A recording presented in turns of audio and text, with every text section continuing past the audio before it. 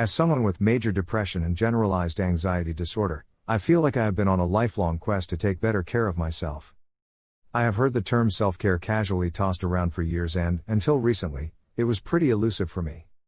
While I knew that I needed, and wanted, to be more compassionate toward myself, I wasn't sure how to actually start making positive changes.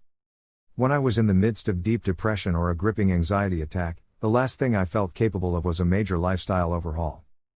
I wish someone had handed me a manual on being kind to myself because I didn't know where to begin.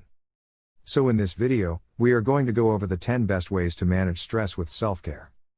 Number 1. I start from where I am. Self-care isn't all fancy spas or relaxing vacations.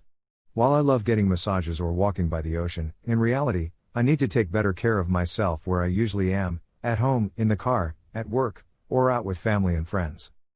As frustrating as it can be, mental illness is part of my life, so I needed to develop coping skills that I could use throughout the day.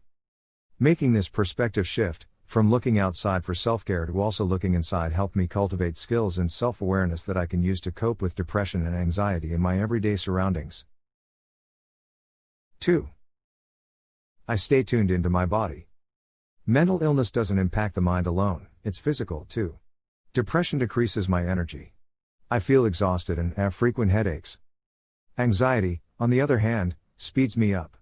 My heart races, I sweat more, and I feel almost uncontrollable energy.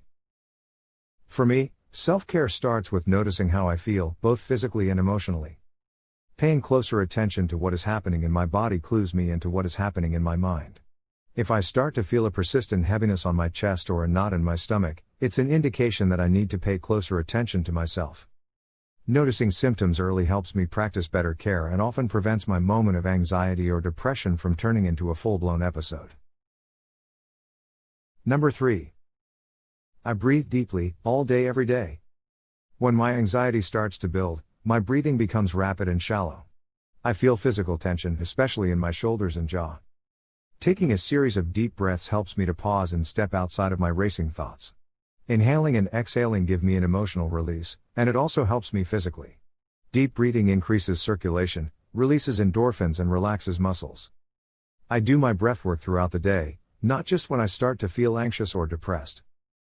What I love about deep breathing is that I can do it anywhere, in the shower, in the car, at my desk, and even while having a conversation. I can give myself a 10-second break, no matter what I am doing. Number 4. I am changing how I look at myself in the mirror. One symptom of depression is negativity.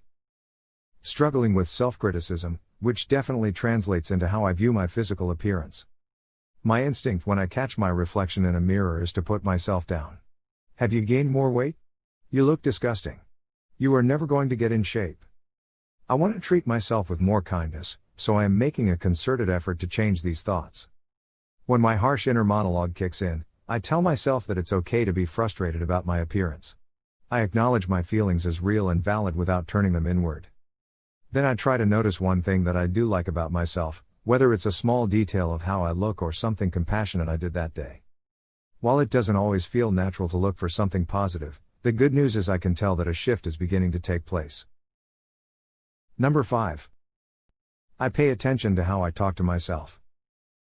A therapist once referred to the negative tape playing in my head, and she couldn't have described it better. For years I didn't notice how much guilt, shame, and cognitive distortions impacted how I talked to myself. Throughout the day I had a running inner monologue that told me I wasn't lovable, didn't do enough, and should have tried harder, regardless of how well I had done or how much I was loved. The first step in changing how I talked to myself was becoming aware. I began to notice how often I put myself down or scrutinized my behavior. Once I even kept a tally of how many times I'd criticized myself in one day. I started saying to myself, "Amy, you are doing it again. Step away from the negative messages. Change the channel." I began to realize that I had a choice. I could tell myself something new. I now make a concerted effort to replace the negative messages with affirming statements. I tell myself that I did a good job, that I am a good friend, and, most importantly, that I love who I am. Number 6. I created a mindfulness moment. When I was very sick with depression and anxiety, Mindfulness helped me create a space where I could both acknowledge the pain I was in and also find peace and stability in the present. I found it helpful to create a mindfulness moment to repeat every day. The moment I created was walking my dog, Winston. When I would put on his leash and start to walk him down the block, I focused intently on what I was experiencing. The chirping of the birds, the sunlight filtering through the trees, the temperature of the air. For 10 minutes, I was immersed in the present moment. And I found that the walk helped me reconnect with my inner strength. I felt a sense of peace by noticing the natural beauty around me. Even today I continue to practice this mindfulness moment. In fact, I look forward to it every morning. I don't have to step outside of my routine to be mindful, instead, I built it in. Number 7. I take personal timeouts when I need them. Timeouts aren't just for kids. I've found that I can benefit from the same concept, minus sitting on the bottom step at my mom's house. When I feel my anxiety or depression escalating, a tremendous pressure builds up inside of me. For a long time, I would stuff that feeling down and ignore it, hoping it would go away. Today, I practice self-care by acknowledging my symptoms and taking a time out for myself. Sometimes, I need a short break, like a brief walk outside or deep breathing in a private room. If I'm with a colleague, I say something simple like, I need to take a quick break for myself and will be right back in 5 or 10 minutes. I honor my needs while communicating directly with the people around me. Taking these quick breaks prevents the pressure of my mental illness from the building, and helps me determine what, if any, next steps I need to take to ensure my well-being. Number 8. I give myself 10 minutes of fun. Depression can be, well, depressing. I feel heavy and weighed down, and having fun is usually the last thing on my mind. When I'm feeling healthy, having fun is easy. I don't have to build it into my schedule. But when I'm feeling depressed, I make a concerted effort to do one small fun thing every day. It doesn't have to be skipping through a field of daisies, just a moment that brings me a little bit of pleasure. Sometimes, I put on my favorite music and dance in the kitchen while cooking dinner. I bought a grown-up coloring book and love to fill in the pictures while I'm watching a movie. If my energy is especially low, lighting a nice candle and drinking a mug of hot tea feels comforting.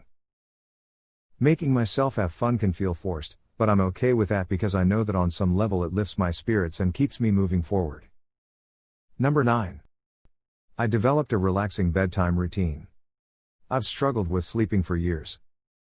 Going without sleep ratchets up my stress level and strains my emotional health. Because I have trouble falling asleep, I stop doing any stressful or work-related activities by 8 p.m. I try not to have social engagements on work nights because it's hard to wind down afterward. Sometimes, I do a quick bedtime yoga routine. I've found some great free videos online. Next, I prepare myself a hot cup of herbal tea and head upstairs to bed. I give myself a good 30 minutes to read before the time I would like to fall asleep. And I avoid getting on the computer or looking at email. If my thoughts are racing, I write down what I am thinking about in a notebook. When I'm ready to snooze, I flip on my noise machine, which helps me fall asleep. While this routine takes self-discipline, the benefit of a good night's sleep is worth it. Number 10. I engage all of my senses. I tend to get trapped in my own thoughts and feelings. In therapy, I've learned how to use my senses of sight, touch, taste, smell, and sound to shift my focus. Each of my 5 senses is important and engages different parts of my brain and affects my mood. The simple act of feeding my senses brings me back into the present moment, making me feel more safe and grounded. I look outside, and really look, at the beauty of the trees and sky. I listen to music, which can soothe or energize me, depending on what I need to hear. I try new recipes so that I can experience different flavors and engage my sense of taste. I use touch to calm down by petting my dog. When I wash the dishes, I focus on how the water and soap feel on my hands. I love using essential oils to cope with anxiety.